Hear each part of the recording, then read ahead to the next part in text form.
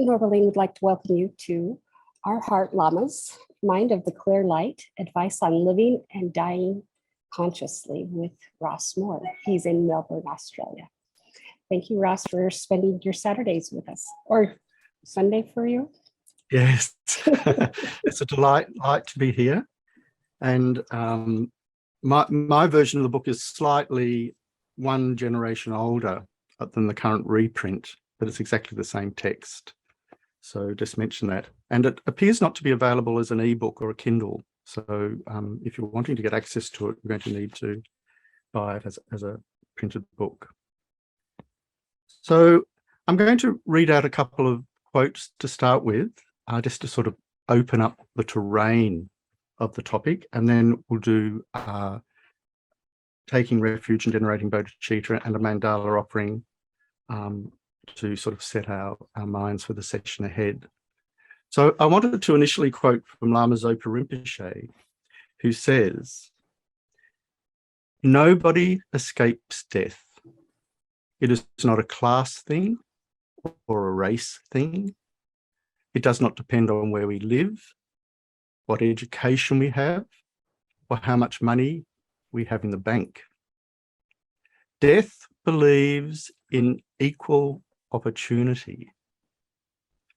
A president or a rich executive is as likely to die as a beggar, a college professor as likely to die as a farmer. Think of the people you know who have died. Your friends, your parents, your uncles, your aunts, your grandparents, your great-grandparents, perhaps even your children or your grandchildren.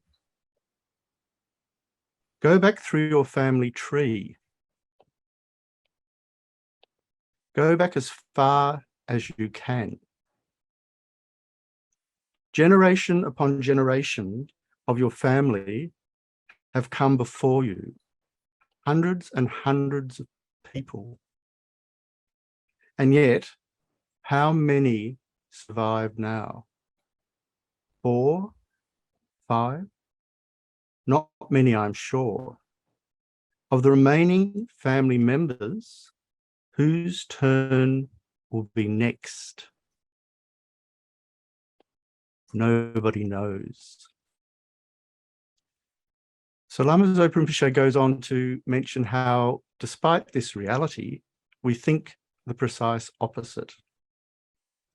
In other words, we will die, but we don't believe it. Lama Zopa Rinpoche says, one thing we can be sure of is that we will die, but we have this feeling that we won't. It might not be spoken, it might be quite unconscious, but we live with this belief all of the time. We say to our friends, "See you next week," and the assumption is, I won't die. We work one more hour in order to get our pay, and the assumption is we'll still be alive on payday. Every day we live with this belief that we won't die. Right up until the day we die, we carry around this belief in permanence, like a heavy weight, which totally deceives us, blinding us to reality. End of quote. Likewise, in her elegant booklet, which I've made available to Michael as a PDF, which can be shared if you're interested. In her booklet, Preparing for Death and Dying, the Venerable Sangye Kadro says, quote, "Death is a subject that most of us do not like to hear about, talk about, or even think about. Why is this? After all, whether we like it or not, each and every one of us will have to die someday.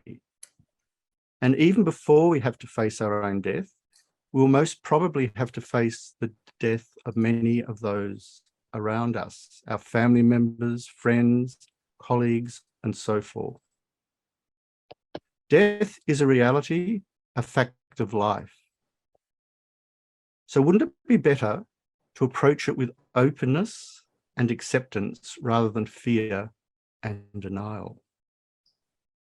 And she continues, perhaps the discomfort we have towards death is because we think it will be terrible, painful, and a depressing experience. However, it doesn't have to be so. Dying can be a time of learning and growth, a time of deepening our love, our awareness of what is important in life, and a faith and commitment to spiritual belief and practices. Death can even be an opportunity to gain insight into the true nature of ourselves and all things, an insight that will enable us to become free from all suffering.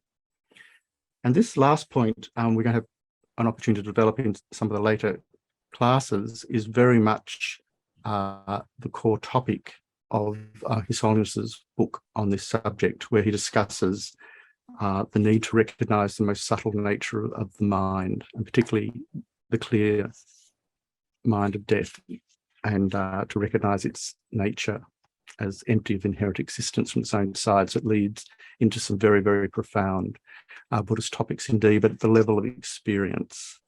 So in other words, this death time can be a time of engaged dynamic practice as well.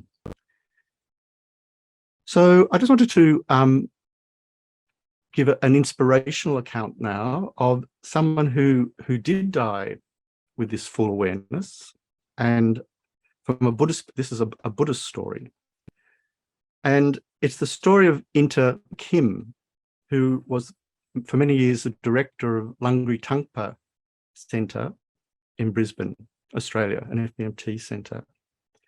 Inter died of lung cancer in 1997, and 2 months before her death, she wrote a letter to her spiritual teacher, Lamas Rinpoche, saying, although I'm dying, this is the most important or the most happiest time of my life.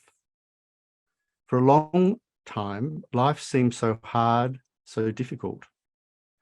But when really recognizing death, it turned into the greatest happiness. I wouldn't want anyone to miss out on their own death, the great happiness that comes with having recognized impermanence and death. This is quite surprising and unexpected and extremely joyful. It is the greatest happiness of my whole life, the greatest adventure, and the greatest party. I know her daughter, Miffy, who's teaching Buddhism in Queensland, who was present at this time, and she tells some very moving stories about the parties that they did have. And it wasn't that they were having wild and sort of crazy parties around the bedside at the time of death, but they were sort of managing the whole thing as a celebration. And in the middle of that, Inter was being protected so that she would have space and solitude for incredible contemplation and, in fact, meditation. And at the same time, her resources and needs would be cared for in the most sensitive and beautiful manner. And there'd also be opportunity to talk and say goodbye to her friends and loved ones and so on. And so it was kind of orchestrated in this very, very beautiful and expansive way.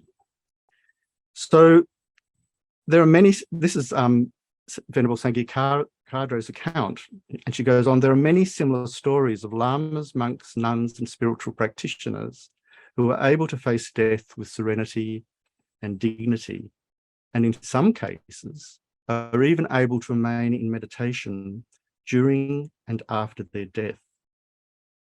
With the proper training and preparation, a peaceful death and positive death is possible for each and every one of us. So I think here the essence of our topic is announced. With the proper training and preparation, a peaceful and positive death is possible for each and every one of us. So just what might such proper training and preparation be? So this is going to be really the content of our 4 classes together. But before going on to this, I just wanted to clear the ground a little bit, to open up a bit of space. And I want to just mention that when caring for someone who's dying, we must do this with considerable sensitivity, aiming not to impose our own value systems on the dying person. And I'm going to cite a somewhat controversial example here, but it's one that certainly stirs up the issues. So Mother Teresa, who belonged to the Catholic Order of Missionaries of Charity, was intent on baptizing and converting to Christianity those found in the streets, dying in the streets of Kolkata. And she'll do so even in their dying moments when any meaningful seeking of permission was sort of meaningless. So her justification, quote, "When you get baptized, you get the ticket to St. Peter's and all your sins are forgiven," end of quote. So Mother Teresa, according to her ideological foundation, even considered the pain of dying and the suffering accompanying it as a gift from God. So her nuns recognised that there was some sensitivity and some awkwardness around this practice of conversion. And Susan Shields, who was a former member of the Missionaries of Charity, writes, "Sisters were to ask each person in danger of death if they wanted a ticket to heaven. An affirmative reply was to mean consent to baptism. The sister was then to pretend that she was just cooling the patient's head with a wet cloth, while in fact she was baptizing him, saying quietly the necessary words. Secrecy was important so that it would not come to be known that Mother Teresa's sisters were baptizing Hindus and Muslims." So I apologize for plunging into such sensitive waters so quickly, but I feel it's very, very important to be aware of this, if you like, tendency to introject, to forcibly insert our own value systems into the scene of death, and particularly the psyche of the dying person, because at that moment they're incredibly vulnerable. And so the most enormous respect is to be granted. So it really invokes, if you like, the need for an ethics of palliative care. So His Holiness, the Dalai Lama, adopts another kind of stance, one that's strongly committed to a multi-faith platform, and one intent on religious harmony without requiring the erasure of an individual's existing spiritual beliefs or values. For example, in an address to the congregation at St. Peter's Cathedral in Vienna in 2012, His Holiness said, quote, "If you leave aside the religions that do not have any philosophical basis, but just faith in worshipping the sun or moon or these types of things, if you leave aside these aside, but look at the major world religions, Christianity, Judaism, Islam, different Hindu and Buddhist traditions, Jainism, Taoism, Confucianism, and so on, each of these has its own specialty. Therefore, through close contact, we can learn new things from each other. We can enrich our own traditions." And His Holiness also says, and this is quite extraordinary, I think, to contemplate. For instance, if a dying person believes in a creator God, then thinking of God may make the person more comfortable, more peaceful, and have less attachment, fear, and regret. If the person believes in rebirth, then thinking about a meaningful next life in the service of others will have similar results. A Buddhist could be mindful of Buddha and dedicate good deeds in this life towards a productive new life. A non-believer could similarly reflect that death is an integral part of life and not that it is happening, so that there's no use to worry. The main point is peace of mind in order not to disturb the process of death. So the point is, when we consider the situation of the dying, we must always invariably recognize that it's enmeshed in dynamic cultural forces and practices. And so it's our challenge to secure and adopt a genuine openness and a willingness to accommodate the other and to learn. Indeed, I would like to contend here that this is the very meaning of impartial love and compassion that embraces without bias all sentient beings. So this open, non-judgmental, deeply mindful approach vividly informs the Zen approach to palliative care. And so the following story is from Koshin Paley Ellison. He says, some years ago, when I was guiding the Zen Hospice project, there were two men in the house, both of whom were living and dying with AIDS. One of them, Rick, in addition to his AIDS diagnosis, had suffered a stroke. Because of that stroke and his aphasia, he had trouble articulating what he wanted to say. Frustration and anger followed. It was very difficult to be with him. All of our attempts to help bounced off a sort of defensive shield that he had constructed. Down the hall was Stephen. When we went into Stephen's room, you felt like you were going into a sanctuary. He was almost transparent. He was very close to dying. I went to Rick one afternoon and I said, it looks like Stephen might be dying soon. And if you want to say goodbye to him, now might be the time. I helped him down the hall. He was paralyzed on one side. I eased him into Stephen's room and he sat down on the bed next to Stephen. I didn't say anything. I just backed out and stayed in the doorway so that I could just watch them a little bit. It was so beautiful. I don't think they said a word for about 20 minutes. They accompanied each other, not trying to make anything happen, not trying to resolve anything. And after a while, Rick just nodded and Stephen said, yeah, that was great. So you can appreciate here the extraordinary power and in fact, the extraordinary courage, a form of bravery, to simply sit and not to panic in these moments, to sit with full presence and full awareness, and also to be able to sit in the power of silence. And I'd like to propose that silence isn't an inert, passive silence. It's a full awareness, a vivid awareness of the capacity to communicate when and how that is appropriate to do so, because you're not overlaying it, superimposing it with the force of some very, very constrained and kind of pointed ideological intent. You're actually able to hear and to listen and to feel the level of the heart to heart, the person who is dying. So we can maybe go into more detail there, but I think it's well worth keeping these things in mind.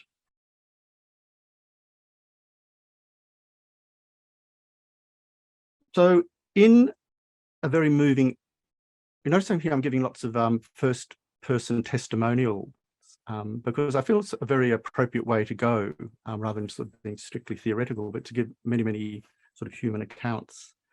So in a very tender and moving essay called No One Should Die Alone, Stephen and Andrea Levine say, quote, if possible, no one should die alone.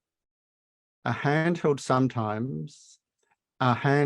can sometimes bring more relief than a strong analgesic. Always remember that the person in the sickbed should be listened to very closely so as to know what they want most. They are the captain of the boat they have been building their whole life.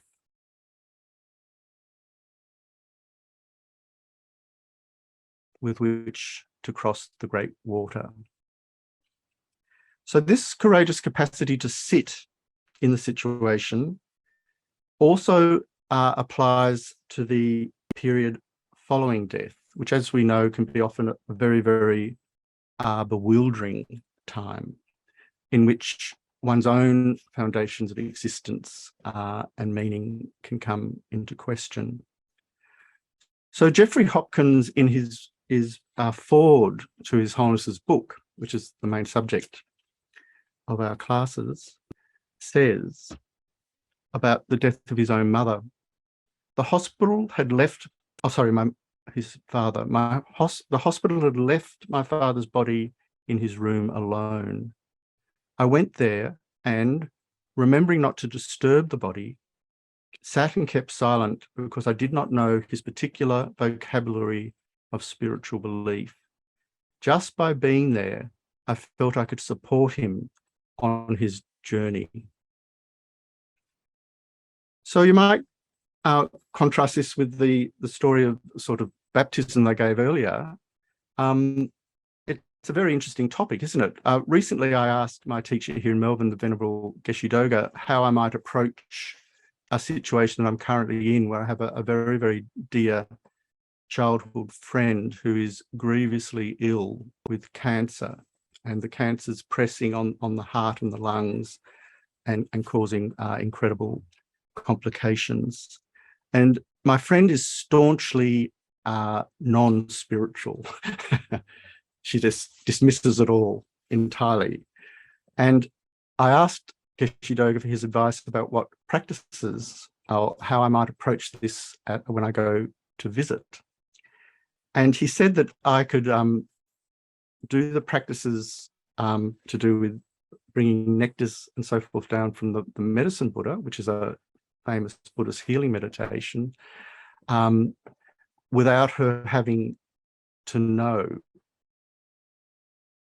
So you might say, well, that's the same as baptizing someone without them knowing. In an interesting way, it is the same. But what I'm arguing is that there's a way of positioning ourselves so that we can quietly do our own spiritual practice, because that is incredibly meaningful, and at the same time be open and caring for the person who's dying. And we don't have to invade their space and somehow occupy it and transform it, which is the difference in the two stories. So this idea of a more natural kind of humane response becomes very vivid when we consider, I think, what's now a classic story from the life of Elizabeth Kubler-Ross, who's gone a little bit out of fashion in recent years for various reasons, to do with her notion of staggered process of the coming to terms with death and dying being questioned, not discounted, but needing some revision. However, there's a very moving account in her famous book, Encountering Death and Dying, which goes as follows. And this is told by the editor of the book. While at Billings Hospital in Chicago, Kubler-Ross recalled that her greatest teacher was an African-American cleaning woman who worked in the hospital. Kubler-Ross noticed that the woman would stop in and visit the dying patients, and after she left, the terminally ill seemed to feel much better. Kubler-Ross wanted to know what the woman was saying to help the patients. Eventually, they held a lengthy discussion, and the woman revealed that she had lost a 3-year-old son many years earlier. He had developed pneumonia, the woman explained, and she had taken him to a nearby hospital. Many poor people were waiting there to be treated, and the hospital staff could not treat her son immediately. He died in her arms. You see, death is no stranger to me, she told Kubler-Ross. He is an old acquaintance. I'm not afraid of him anymore. Sometimes I walk into the rooms of these patients. and they are simply petrified and have no one to talk to. So I go near them. Sometimes I touch their hands and tell them not to worry, that it's not so terrible. Shortly after, Kubler-Ross took this woman out of her job cleaning hospital floors and made her a counsellor to the dying. That's a true story, and I think a very, very marvellous story. And I'd like to propose that it's nothing short of a powerful parable for the model of a profound, unflinching compassion that must reside at the very heart of our efforts to navigate what is admittedly a most challenging subject and a most challenging lived situation.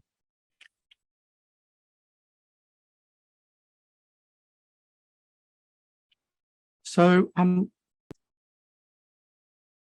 we might do the refuge prayers here. There's just two classic prayers for opening a Buddhist session. But I thought to do this preamble first because we're not doing these sessions on our own behalf so much as wishing to generate an expansive love and compassion that is capable of looking for after people, and particularly those in extreme states. So the refuge prayer and generating bodhicitta. I go for refuge until I'm enlightened to the Buddha, the Dharma, and the Supreme Assembly. By the merits I create through listening to the Dharma, may I become a Buddha in order to benefit all sentient beings.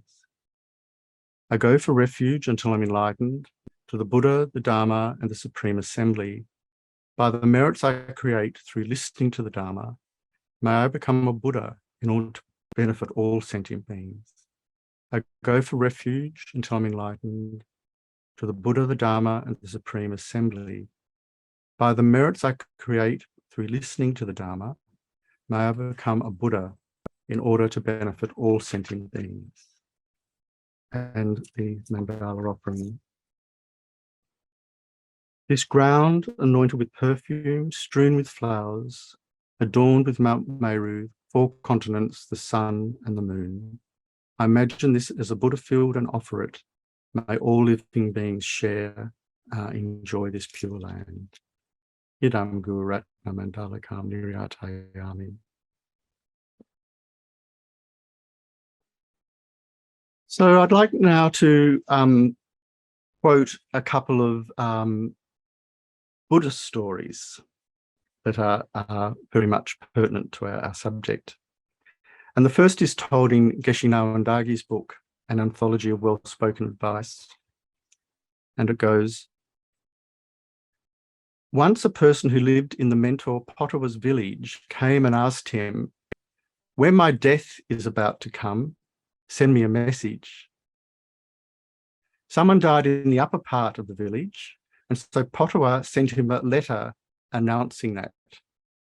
But the man took no notice of it. Potawa did the same when someone died in the lower part and then in the middle of the village, but still the man did nothing.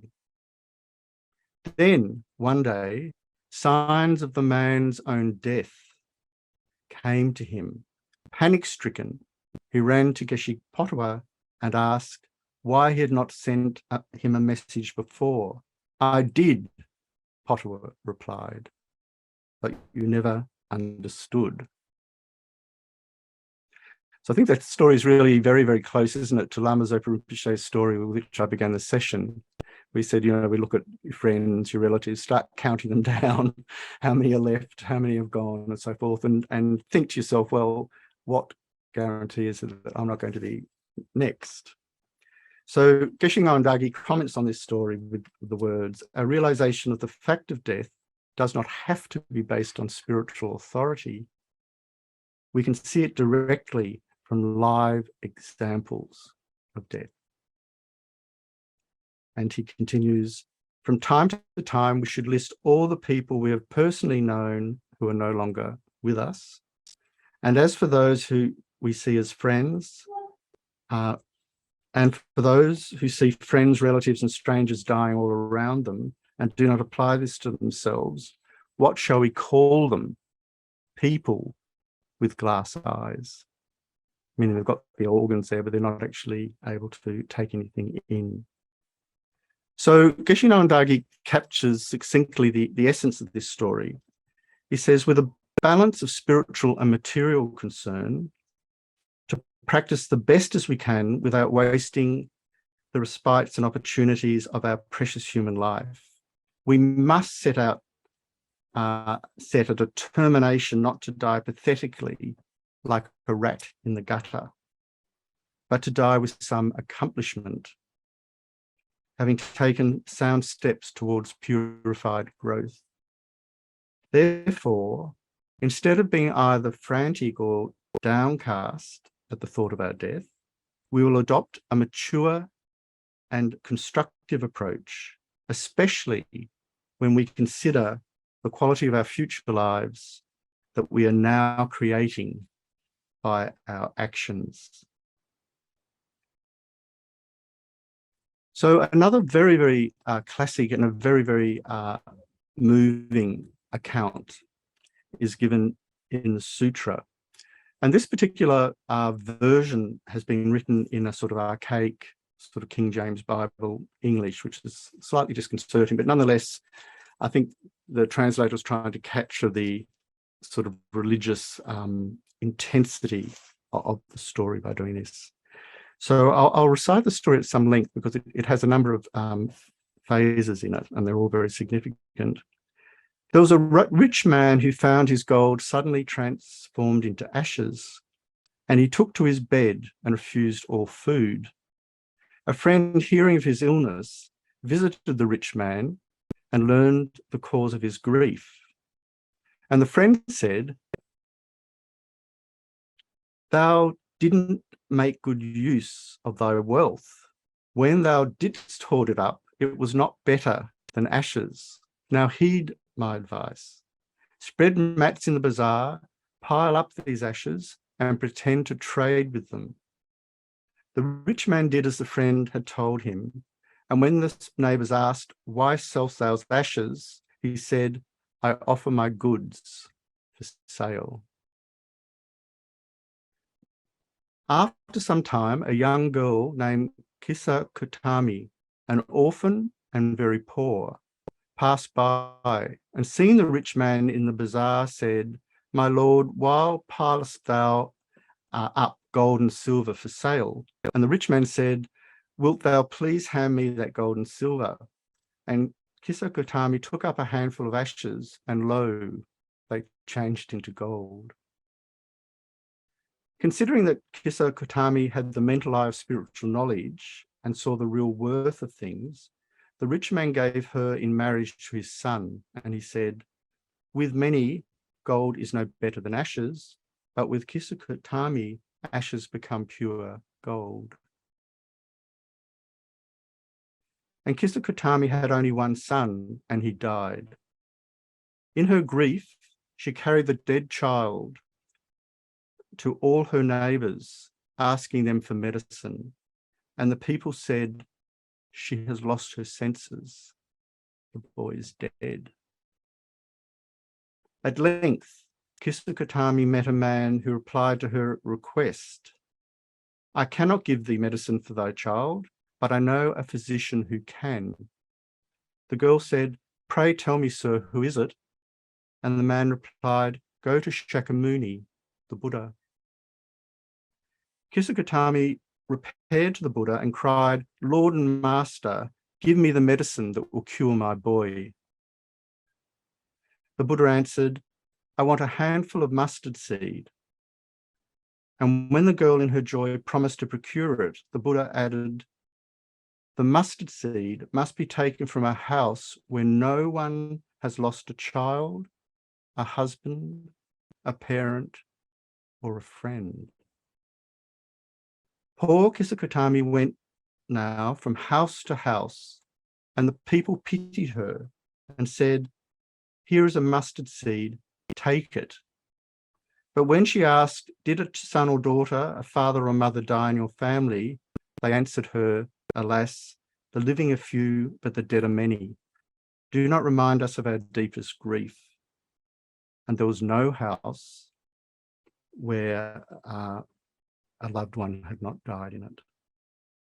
So Kisakatami became weary and hopeless and sat down at the wayside, watching the lights of the city as they flickered up and were extinguished again. At last, the darkness of the night reigned everywhere, and she considered the fate of people, that their lives flicker and are extinguished. And she thought to herself, how selfish I am in my grief. Death is common to all, yet in this valley of desolation, there is a path that leads to immortality, where all selfishness is surrendered.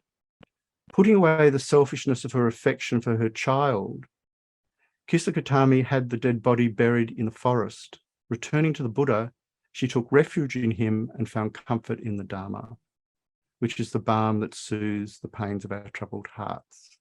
The Buddha said, the life of mortals in this world is troubled and brief and combined with pain, for there is not any means by which those that have been born can avoid dying. After reaching old age, there is death. Of such a nature are living beings. As ripe fruits are early in danger of falling, so mortals, when born, are always in danger of death. As all earthen vessels made by the potter end up being broken, so the life of mortals, both young and adult, both those who are fools and those who are wise, all fall into the power of death. All are subject to death. Of those who are overcome by death, depart from life, a father cannot save his son, nor kinsmen, nor relations. With relatives, while relatives are looking on and lamenting deeply, one by one, mortals are carried off like an ox that is led to the slaughter. So the world is afflicted with death and decay. Therefore, the wise do not grieve, knowing the terms of the world. In whatever manner people think a thing will come to pass, it is often different when it happens, and great is the disappointment. See, such are the terms of the world. Not from weeping nor from grieving will one obtain any peace of mind. On the contrary, one's pain will be greater and one's body will suffer. We'll make ourselves sick and pale, yet the dead will be not saved by our lamentation. People pass away, and their fate after death will be according to their deeds. If a man lives 100 years or even more, he'll at last be separated from the company of his relatives and leave the life of this world. He who seeks peace should draw out the arrow of lamentation and complaint and grief. He who has drawn out the arrow and has become composed will obtain peace of mind, will overcome all sorrow, will become free from sorrow, and be blessed. So it's a very, very extraordinary story. And again, I think we can take it also at the level of a parable, because I was thinking to myself how often we meet equivalents of that mother holding on to her dead child, refusing to let it go. We're really here talking about grief at an incredibly deep level. And the idea of letting go is like a kind of rupturing of oneself because of the intensity of that bond. And so it's really an exquisitely and very, very moving model on which to understand the kinds of dilemmas we have here to do with attachment and recognition of death and dying, because it's attachment that is blocking us, if you like, from understanding the process of death and impermanence. So I'm now going to move directly to His Holiness's book, and I'm going to jump in the deep end a little bit here because the book does, and it starts with an astonishing quote. Do we all have the book, by the way, or do you have managed to see it? It's called How to Help Your Loved Ones Enjoy Death and Go Happy to Their Next Birth. Yes, I did put it in the chat. Yes, because as I mentioned at the beginning, it's not possible to get a PDF of this as far as I know, but you can buy it as a printed book. So in the beginning, it says, everyone dies, but no one is dead. That's the sort of frontispiece to the book here. And it's something of a paradox, isn't it? It's a tantalizer. And I'm going to just suggest at the outset that we need or can approach this paradoxical statement from two perspectives. We'll recall in the Heart Sutra, the very famous verse, therefore, Shariputra, in emptiness there is no form, no feeling, no recognition, no compositional factors, no consciousness, no eye, no ear, no nose, no tongue, no body, no mind, no visible form, no sound, no smell, no taste, no tangible, no mental object, and no mental consciousness element, no ignorance and no extinction of ignorance and so on, up to no aging and death, and no extinction of aging and death. Likewise, there is no suffering, origin, cessation, or path, no wisdom, knowledge, no attainment, and no non-attainment. So from this ultimate perspective, the self that we're clinging to with such vehement attachment is a mistaken view of reality, because it's assuming that the self that we're about to lose at the time of death exists in and of itself, from its own side, unsupported by any other phenomena. And of course, we see it as existing in this absolute way, rising up from where it appears to be, if you like, without relying on any other thing or phenomena. The idea of it suddenly ceasing to exist for our grasping mind is viewed as equivalent to an annihilation, a complete loss of who we are. So in his many teachings on approaching the realization of emptiness, Lama Zopa Rinpoche often even recommends that we conjure a situation in our meditation where we might feel as though we're about to die, such as, and this is given in the classic commentaries for this topic, we're falling, literally not on the edge of a cliff about to fall, but we're actually fallen off the cliff. Just imagine. And as you're hurtling down, this kind of inner voice goes, I am going to die. And this I-ness is an hallucination of innate self-grasping ignorance. That one, as Lama Zopa says constantly, does not exist at all. So an inherently existent person does not die. If a person did exist inherently, they couldn't die because their nature would be living.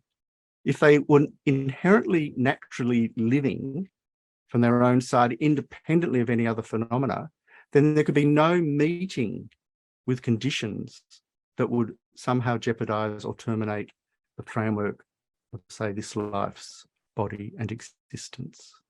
Would be immune, totally immune. So as His Holiness is always stressing when he presents this topic, and he does do this very clearly in this book as well, which we'll have time to navigate a little bit later, we're not saying that there isn't a person who dies, but there isn't an absolutely existent person who dies from their own side. And if we can have this realization of the emptiness, the non-existence of this ultimately existent person appearing in and of itself without the support of any other phenomena, we're then able to experience the openness of the death process in a very extraordinary and unique way. And we can even rehearse this, as His Holiness will describe very vividly, in our meditation prior to death, so that when death time comes along, we're in a position to work with it. So His Holiness also mentions that in commentary of that very, very important stanza from the Heart Sutra that also reflects on the ability to cut the 12 links that cause us to be thrown in psychic existence by severing the first link, which is ignorance, this grasping at inherent existence. If we can overcome this link, the ability of all the causal complications and confabulations and constrictions that occur in dependence on that ignorance just simply collapse. They can no longer function.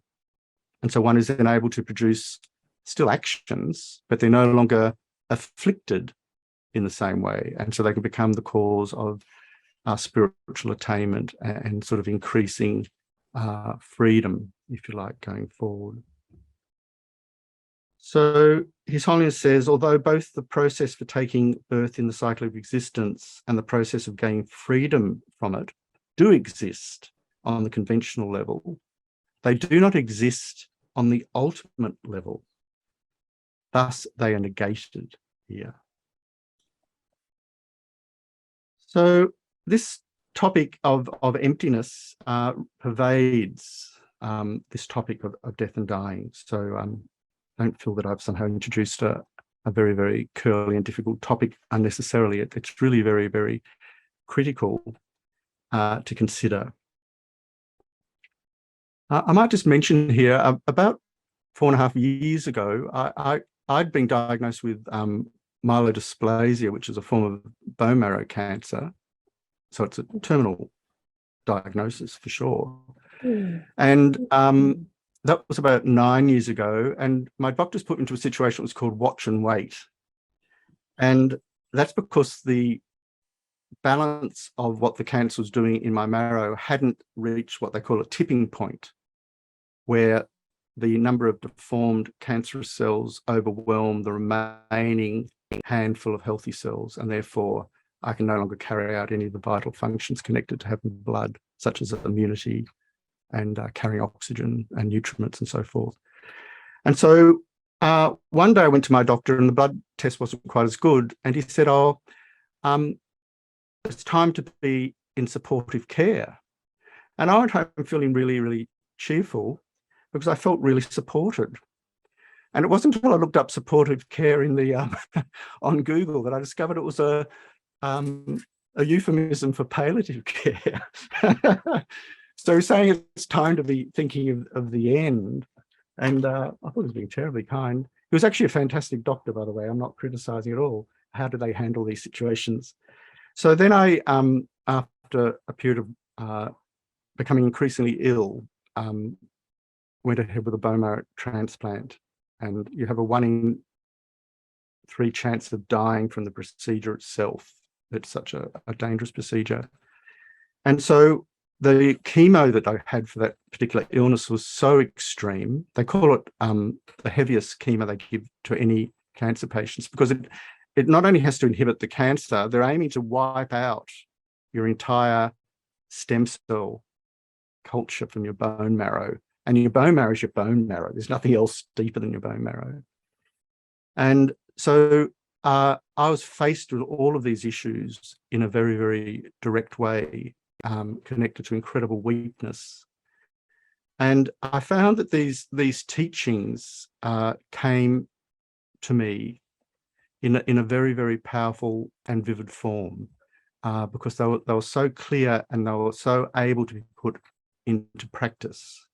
And so when I had moments of sort of thinking, what on earth is happening? I'm dying, and some sort of tremble or panic would arise, I'll use that as an opportunity to think self-existent I appearing, not existent at all. Lamas says to sit on it. You know, when that object of refutation, as we call it, arises, this I that doesn't really exist, that appears to, we just sit on top of it with awareness and say, it doesn't exist at all, not there at all.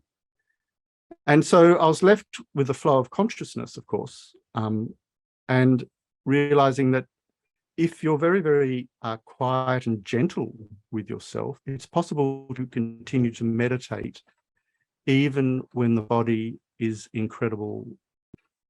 extreme situation. And so it was an incredible comfort to me. And also the refuge, which we cited, is incredibly powerful at that time as well. So I'd managed to bring in photos of my teachers, His Holiness the Lamas of Rinpoche and Geshe Doga, for example, and place them on a window of the hospital so that as I lay there, I could see them just by glancing across and be reminded of it. So I've seen this happen also when some of the Lamas die in the monasteries. They organise a picture of His Holiness the Dalai Lama so that it can be glimpsed from the bed. So I just mentioned this because I realised afterwards, and I joke about it now, that I realised I'm going to have to die twice in this lifetime. I kind of went right to the edge and came back, and now we have to go through the whole thing again. But the curious thing is I don't know how I'm going to die this time. At least I had some idea last time. It was all mapped out. Who knows? I might get knocked over by a car going to buy a loaf of bread tomorrow. So anyway, there are many, many different ways of touching on this subject, and I won't continue more, but I'll just quote another very famous verse from Nagarjuna just to touch upon it. He said, "He who taught dependent origination, no cessation and no origination, no annihilation and no permanence, no coming and going, neither same nor different. This thorough calming of conceptual elaborations, to you who is the supreme speaker among all fully enlightened Buddhas, I pay homage." So His Holiness comments on this very, very famous verse by Nagarjuna. He says, these 8 characteristics, such as coming and going, and of course death is a coming and a going, isn't it? Do conventionally cease, and they are conventionally born, but these characteristics do not inhere in them on the ultimate level.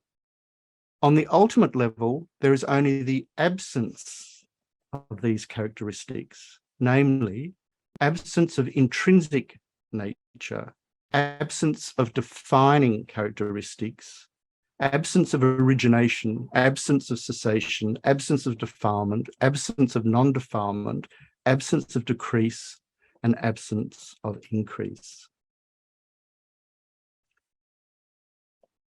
So again, if we existed inherently as grasped at by this innate self-grasping ignorance, it would be impossible to have a thing, a something that we conventionally call death. And hence, neither could rebirth occur. If this body was inherently ours, we're not just talking about ordinary ours, but inherently ours from its own side,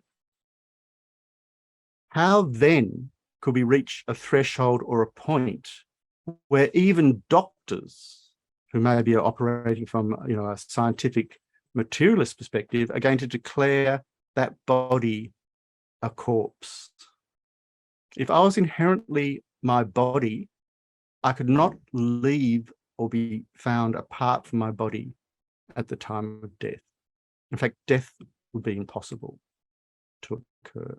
So you can see here that logic is used in the Buddhist analysis here to kind of confound the way in which our innate ignorance is actually completely unsupportable when we begin to look into it.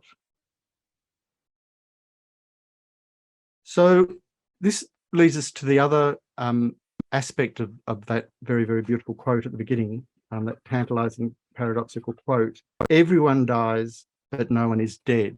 Because conventionally, we all die, but no one dies inherently. And because of this, we are open to the whole network of causes and conditions, to the whole evolutionary potential that we have as a person to transform our circumstances. In other words, as Buddhist practitioners, we can begin to observe our 3 doors of body, speech, and mind as they're the exits for harmful actions. And so, in other words, a deep ethics is invoked in this topic. And I call it a deep ethics because it's going to be one that's going to be able to broach the possibility that we'll remain loving and compassionate towards someone, even if they're harming us. This is the depth of a Buddhist compassion. It's not dependent on some superficial, egotistical framing of a social relationship at all. It's recognizing that just as I have a potential to become fully enlightened, so does the person abusing me. So Shantideva, in his famous book, Guide to a Bodhisattva Way of Life, invokes this as one of the reasons not to generate anger, of course. We also recognize that if we have the capacity to produce afflicted karma, then we are also going to suffer. And if others are producing afflicted karma, they are also going to suffer. And therefore we generate compassion for their plight based on this. So I'll put that aside now, but it's really framing the entire contents of the book. And that's why I think it was put at the beginning. I just want to mention here now that a key topic that's being begged throughout any Buddhist presentation to do with death and dying is the nature of the mind. And Buddhism makes a very, very clear and in some ways astounding proposition that our mind is beginningless. It has neither an original, inaugural, primordial moment of arising for the first time, and neither does it have a primordial moment or cessation where it ends at last. And so this topic of looking at the nature of the mind is incredibly important, and it really supports the entire Buddhist presentation. So Buddhists support this idea of continuous mind using a very particular logical analysis. I'm just going to quickly touch on this. Buddhism, for example, doesn't equate the mind with the brain. And the reason for this is the brain is considered material, whereas the consciousness is considered not to be material. Rather, consciousness is defined as a state of luminous knowing, one that is able to apprehend its object. And this one moment of luminous mind gives rise without break to the next moment of luminous awareness. And so if we trace backwards, we find an infinite regression. And if we trace forwards, we find an infinite regression. In other words, we find a continuum of consciousness without a break. So in order to establish this, we need to be able to become a little bit more analytical. So Geshe Lam Rinpa very succinctly describes no composite product, and the mind is an example of this because it's composed of parts or moments, can arise from incongruent causes. Instead, it must arise from causes that are congruent with it. It must arise from its preceding continuum. And for this reason, we can establish the existence of a past life. If existence of the past is established, existence of the future is logically established as well. This is the manner of establishing the existence of past and present lives, future lives, through the path of reason. For all composite products, effects arise from congruent causes. So Lama Zopa Rinpoche frequently presents this account together with this reasoning. And he says, what is the mind? Consciousness is the multi-layered, multifunctional entity. It is defined in Mahayana Buddhist literature as that which is luminous and knowing, or mere luminosity and clarity. It is the medium through which we know ourselves, others, the world around us, both externally and internally. Each state of mind can be definitely defined by these fundamental qualities, clarity and awareness. Every state of mind means just that. It includes positive states such as selfless love, as well as negative ones such as anger. So this idea of illumination, Lamas Rinpoche says, has a double meaning. On one hand, it means bringing light to something, in this case to the mind.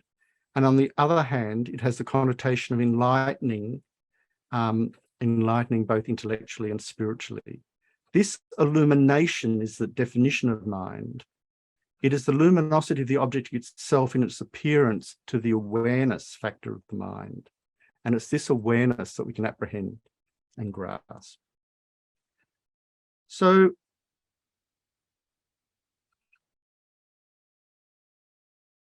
Lamas Rinpoche asks us to actually explore in meditation this idea. We have to really explore this in our own terms.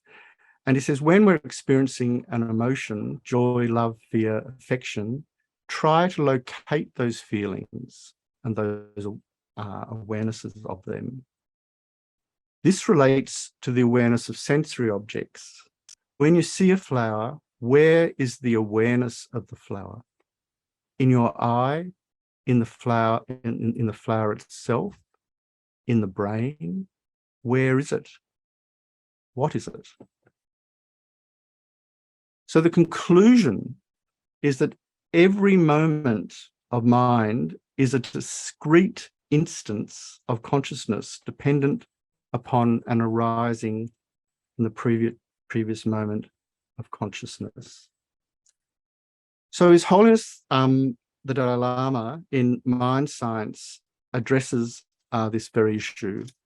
And he says, if we examine the origins of our inner experiences and of external matter, we find that there is a fundamental uniformity in the nature of their existence, in that both are governed by the principle of causality. Just as the inner world of mental and cognitive events, every moment of experience comes from its preceding continuum and so on, ad infinitum.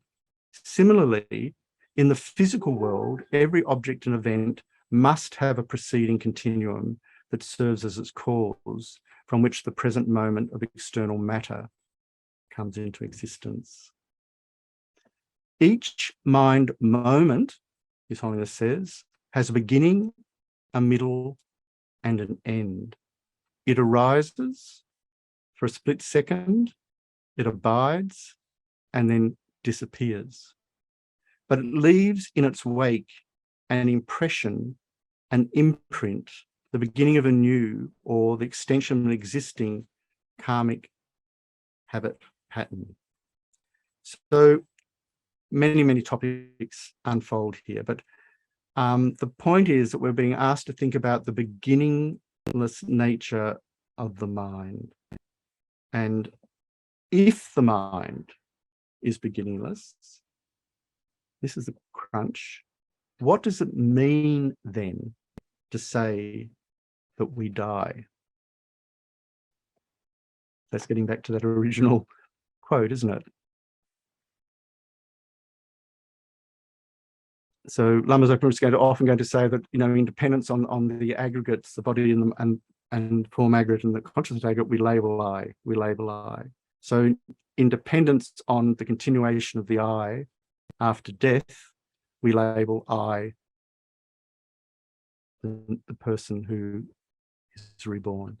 And we have a continuation of I on that foundation on a conventional level. So I think it's very valuable to recognize this presentation, because it's very unique to Buddhist tenets, and it makes a whole lot of other vital teachings around the topic of death and dying comprehensible for us, particularly that of the role of cause and effect, or karma. Because if we don't believe in reincarnation, or there's some existence beyond the framework of this life, then it'd be pointless, wouldn't it, to think of somehow performing actions with our future lives' happiness in focus. So the Buddhists are going to say the opposite, that we perform our actions mainly because of their future results.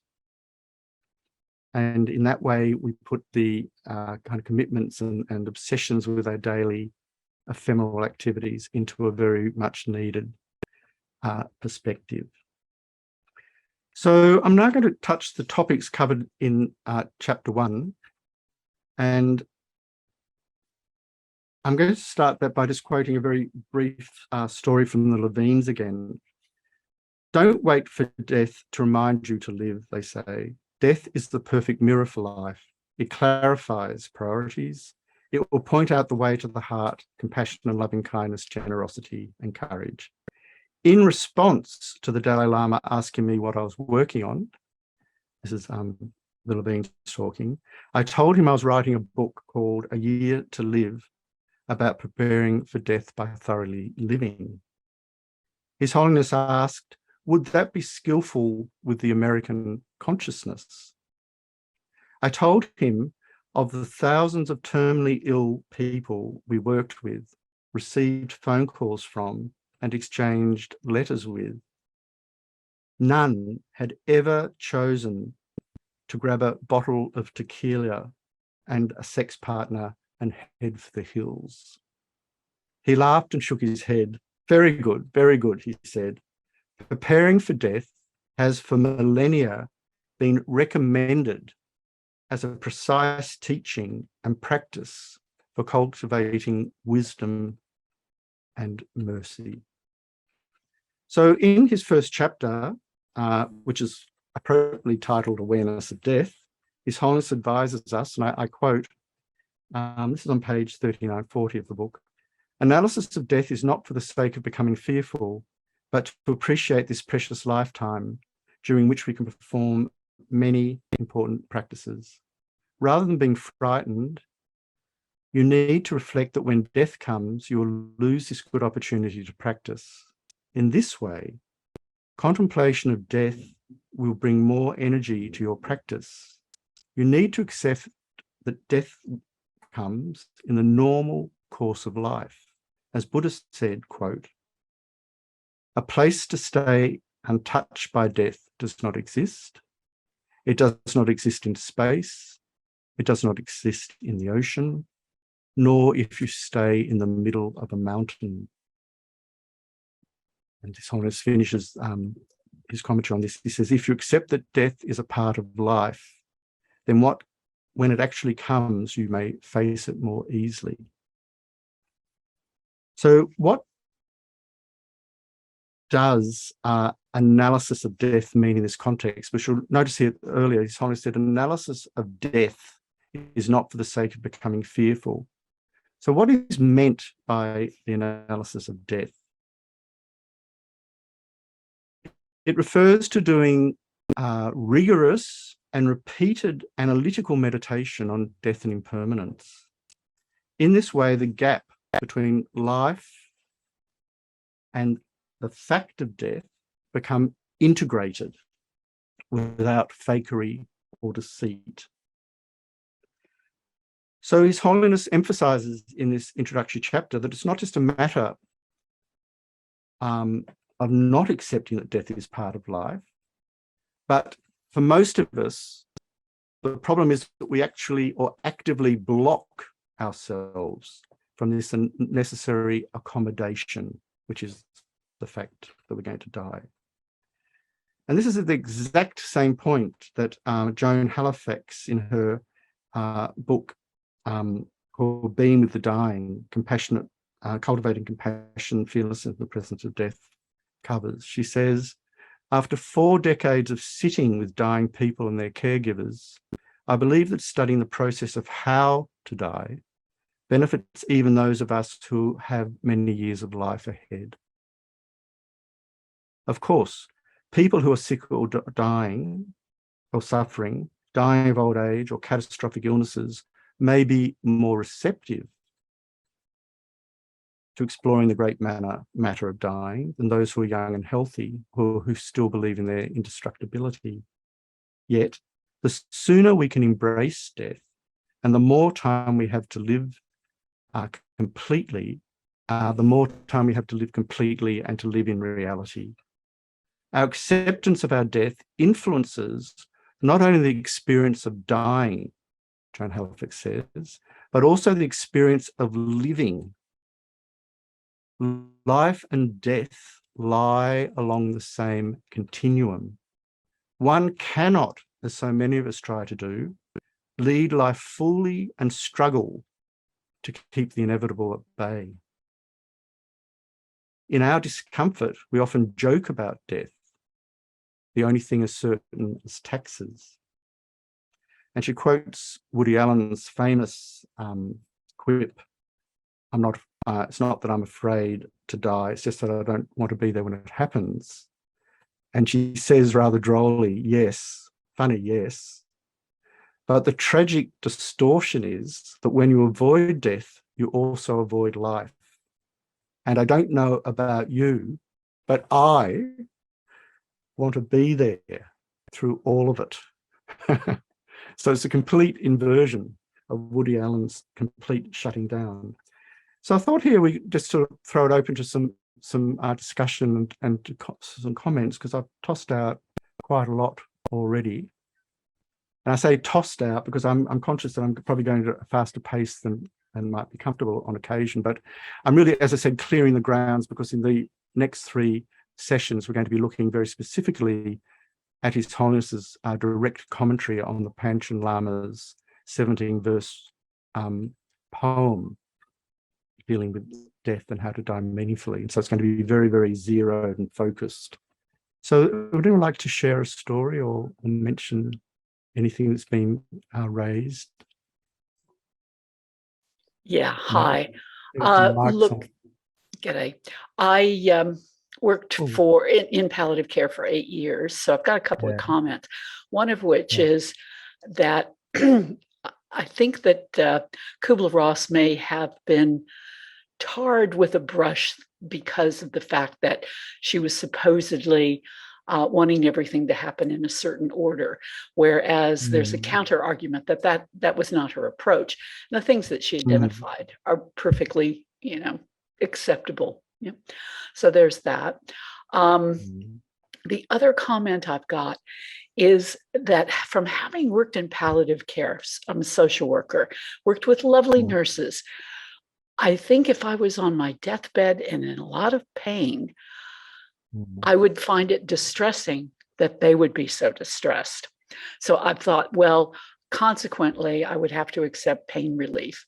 But there's a certain part of me that doesn't want to, because I agree, I want to be there when it happens. So I'm just wondering how that's, your thoughts on that.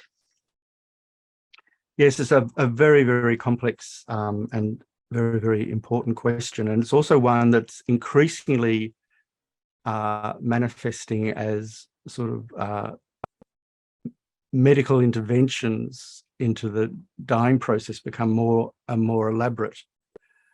When my mother went into the ICU unit in a country hospital, she was put on life support without any consultation with the family.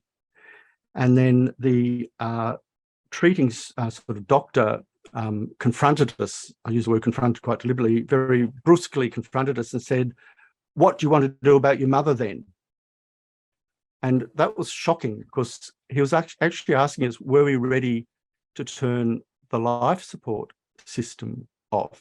But we hadn't even been consulted about her being put on it in the first place. So I'm just giving that as an example of how complex these issues are. And so many people are medicated always anyhow, even before there's been any opportunity to have a discussion about whether that medication will be given or not in a hospital setting, and particularly an ICU setting, where there are, as you know more than I, many, many issues of duty of care and so forth.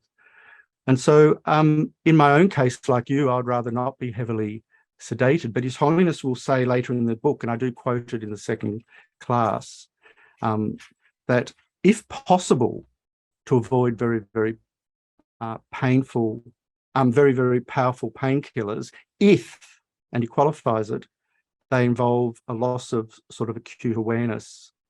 But he said, if there was a medication that we could take that could reduce the pain without destroying the lucidity of our mind, then wouldn't that be a good thing?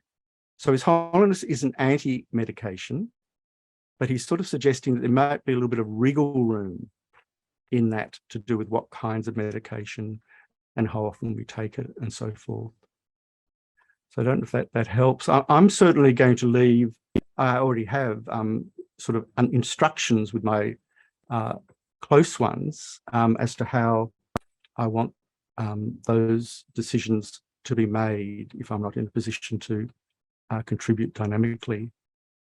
So, yeah, would you like to add something to that? Sorry, I can't hear. Is it Joe, is it? It's Jay is how it's pronounced. Jay, And Jay, hi. yeah, Jay, yeah, I'm in South Australia, close to Adelaide. hi. Yeah, I have I have my I have definitely in there. You can write down in Australia, I think in most places, what your wishes are, and the medicos are obliged to follow what you have expressed. Yeah.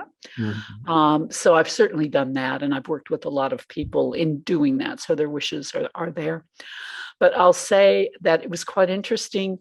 I found when I worked with people in the community when they were first diagnosed, and there was a lot of distress. But usually in the path, in the journey, that things became easier for them, which was really pleasing for me. But it is hard to know at the end, like their level of distress, because generally the priority for palliative care is they just do not want you to experience discomfort. And hopefully there will be it's very slow, but we're working over here in Adelaide and having a Buddhist hospice, but we'll see what happens. Yeah. And, Yes, thank you. it's a major topic, and it's an ongoing topic as well. I would even think of, and a lot of people do, of course, choosing not to die in a hospital setting. And in my case, if it was a case of living for 6 weeks or living for 1 week, if I didn't go to hospital, I would, thinking from where I am now, I think choose to live for 1 week with my full awareness in order to do my practices, because I'm going to have to accept that death is inevitable anyway. And so why stretch it out in that awkward way in a hospital setting if in fact I can die, let's say, with dignity, if you like, with some sort of degree of self-autonomy in my own environment. So these are the sorts of decisions and discussions to have. And I understand the living will thing very much. I was advised by some of my doctors when I was diagnosed with myelodysplasia to have a living will. And I, to be honest, couldn't fill it out because the complications were so immense. It said, if you're incapacitated, would you like the following to happen or not happen? To have your heart re-stimulated if your heart had stopped. Well, in some situations, I would be quite happy for my heart to be restarted if it was just a matter of giving it a quick electric shock and off I go again. And so how categorical are you in your living will? And I was also told by my main treating doctor, my hematologist, that he recommended I didn't fill it out because he said doctors in a crisis situation in ICU are very unlikely to be reading a document about your intentions. They tend to just sort of grab whatever it is and shove it in or whatever they're doing. And so in reality, these things become much more complex. I still think it's a good thing to think about and to think of doing. Yeah. There's no simple answer to that one. I'll just have to volunteer that the nurses, when I first came, informed me that getting your heart restarted, how as on Grey's Anatomy, they jump up off the bed happily. Generally, if you have a problem with, that was my vision. If you have a problem to start out with and then they restart your heart, you're not in better shape, to say the least. Yeah. So, yeah. The other thing I know, and we'll have an opportunity in some of the later classes to talk about what we call the dissolutions of consciousness at the time of death. And so the mind shifts its thresholds and drops into an increasingly subtle state of mind with less and less psychological, or maybe that's not the right word, but a kind of conceptual activity. And so the luminous, lucid aspect of minds become more and more prominent if we've trained in recognizing them. And we leave behind all the conceptual agitation in its wake.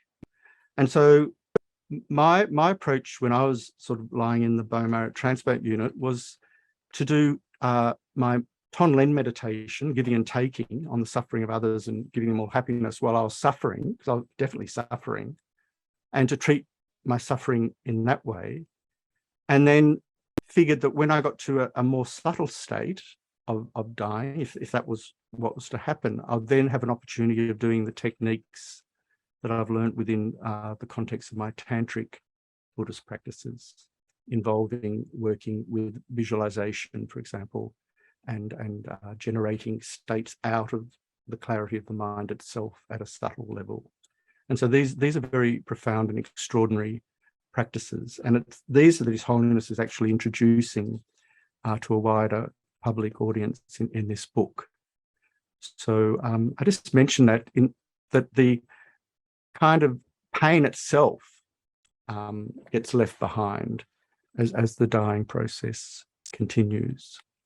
So there's a sort of degree of, can't say patience, but openness to that evolution of the process itself.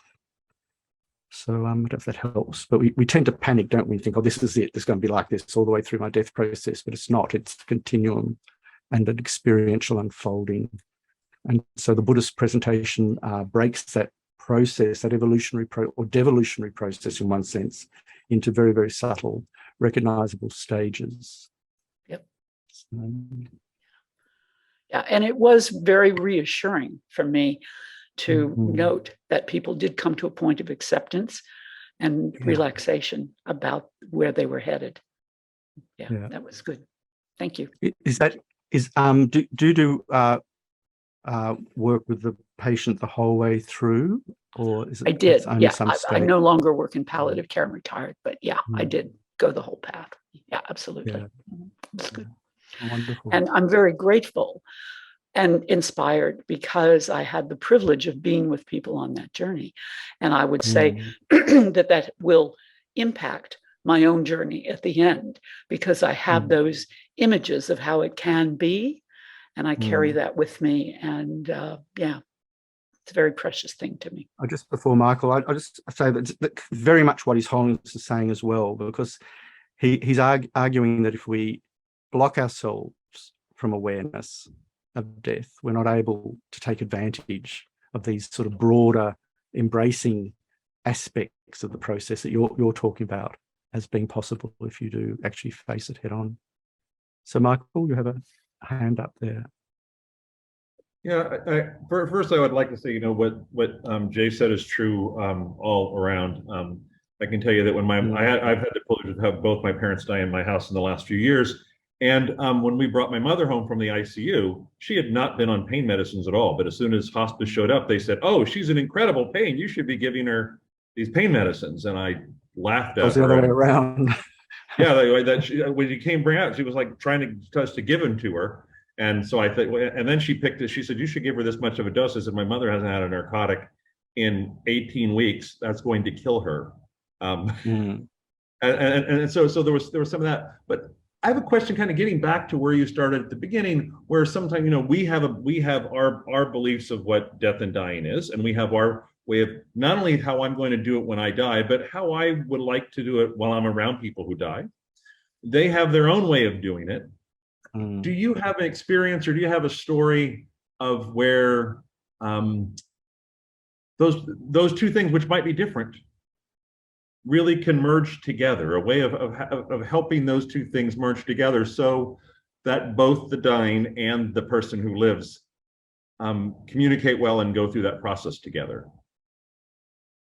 Yes, that's a very, I just find every bedside experience so different from the others that it's difficult to generalize. And I'm not saying that to get out of answering your question, but it's actually to raise the issue of how difficult it is to give an answer to that's going to apply to all these different situations. And I'm the reason I quoted the Zen Buddhist approach is I think there's an incredible wisdom in that approach for an ecumenical approach where you can look after the person and support them irrespective of belief structures. And so in that way, you can encourage the person to relax and to let go, and so forth. These can be done very, very gently and very quietly. And I'll give you a personal story that left a huge impact on me. I was a very close friend with an Australian abstract artist called Roger Kemp. And I'd been visiting him on a regular basis to collect his biography for a book. And one day his wife rang to say that Roger was dying. We knew that he had an illness. And Roger had said to his wife, can you ask Ross to bring his man? Now, his man was a reference to Geshe Doga, my Tibetan teacher here in Melbourne. And Roger had asked, he was a skeptic. He had asked me, well, not a complete skeptic. He was a sort of theosophical skeptic. He was quite a complicated man. And he had never asked to see Geshe Doga before. So Geshe Doga visited, and there was a deathbed set up in the living room. And I'll describe what happened. Geshe Doga took his hand and quite forcefully kind of manipulated and massaged it while very gently talking to Roger. And at the end of that conversation, it was about sort of letting go, be peaceful, everything will be all right, just to enable Roger to relax. And then he said, imagine that all the sufferings of others you're taking with you, and as a result, you and all others will have happiness. Do you understand? And Roger nodded, and he smiled as much as he could in that moment and shut his eyes. And that was the last time that Roger communicated outwardly in this world, this lifetime. And his wife said that he died incredibly peacefully, and she wrote a beautiful letter to thank Geshe Doga from visiting. And so what I took away from that, apart from the incredible skill with which Geshe Doga had handled the situation, was how he had managed to look after and nurture the man who was there with his concerns about going, and at the same time gave him a practice which was in the thought of looking after others, which had the entire Buddhist path implicit in it without it having to be said. I think that's what I'm trying to say. Say, die with compassion. Wouldn't it be wonderful if there is another life that will look after others as our main concern and not be preoccupied with our selfish needs? That is really a shorthand account of the entire Bodhisattva path to enlightenment.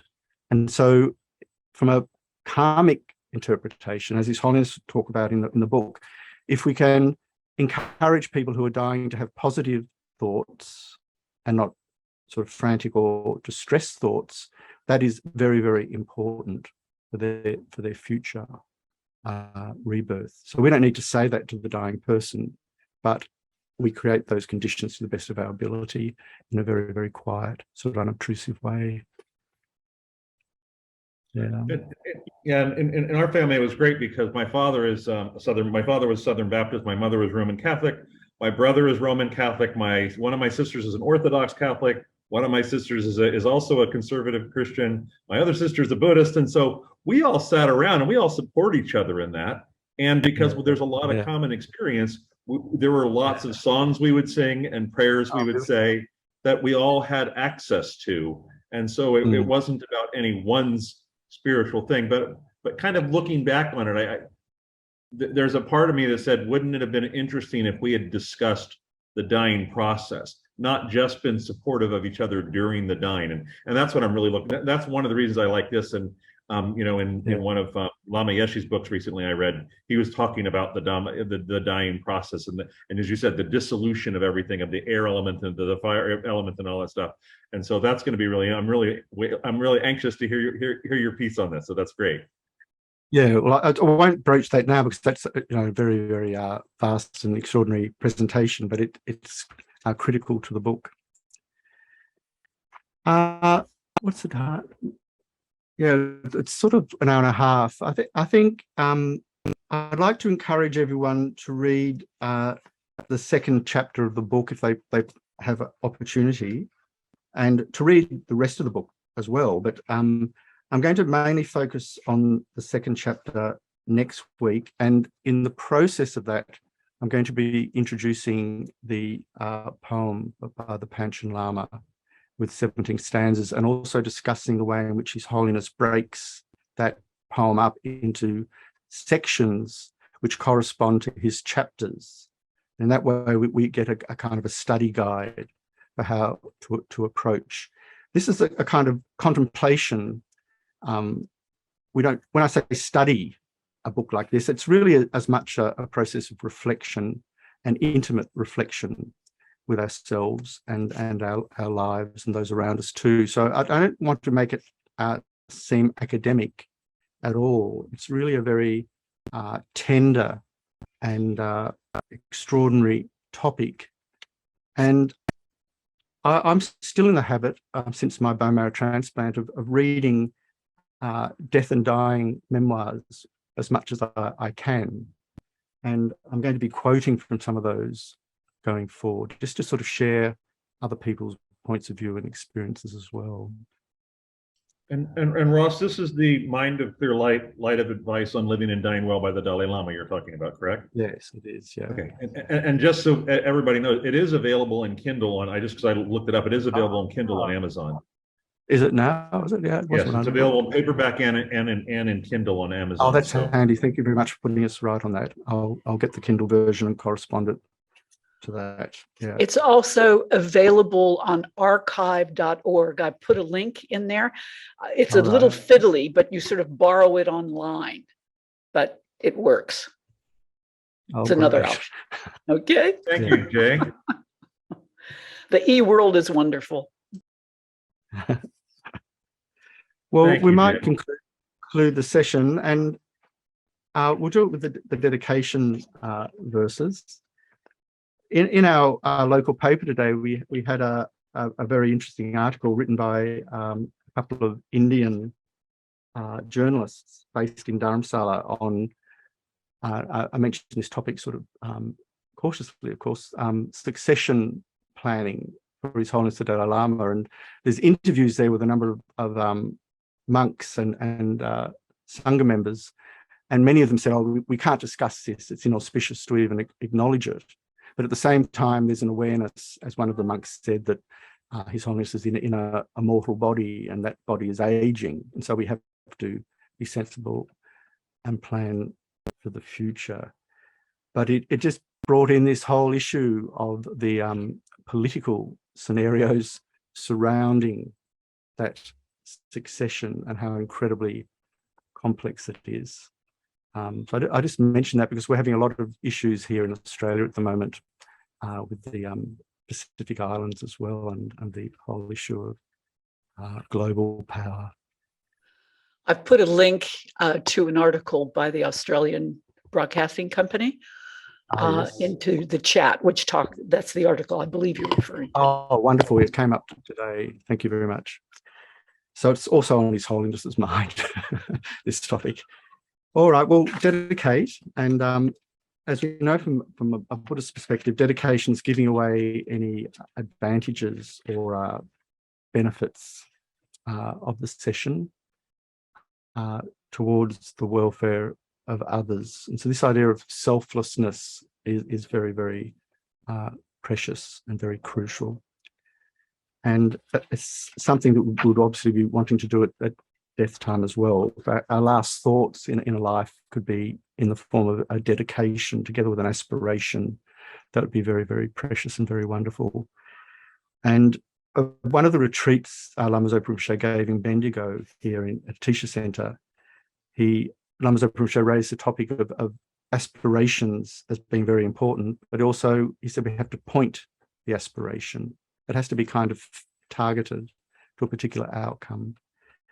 And if you want to be reborn as a Sangha member, for example, then we specify that in our aspirational prayer. And because I was sort of getting sicker and sicker with my cancer, I went to Geshe Dogen and said, look, I'm really confused. I don't know quite which aspirational wish to settle on. There's so many. And Geshe Dogen replied in the most wonderful way. This is why I'm sharing the story. He said, make the same aspirational prayer at death that His Holiness makes, which is, may I be reborn in whatever form will be of the greatest benefit to countless other sentient beings. And as soon as I heard that, I realized I could just let go of all of those worries about whether I was making the right prayers at death time or not.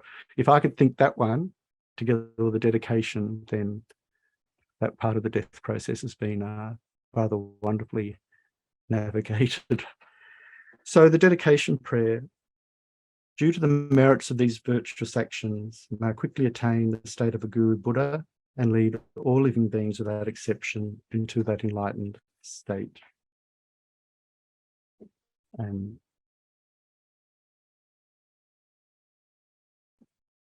may supreme jewel bodhicitta that has not arisen arise and grow, and may that which has arisen not diminish, but increase more and more.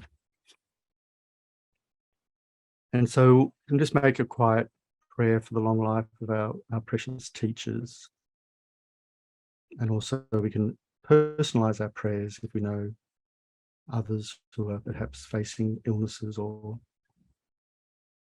difficult situations as well. May they live long, gain everything they need, both now and in the future.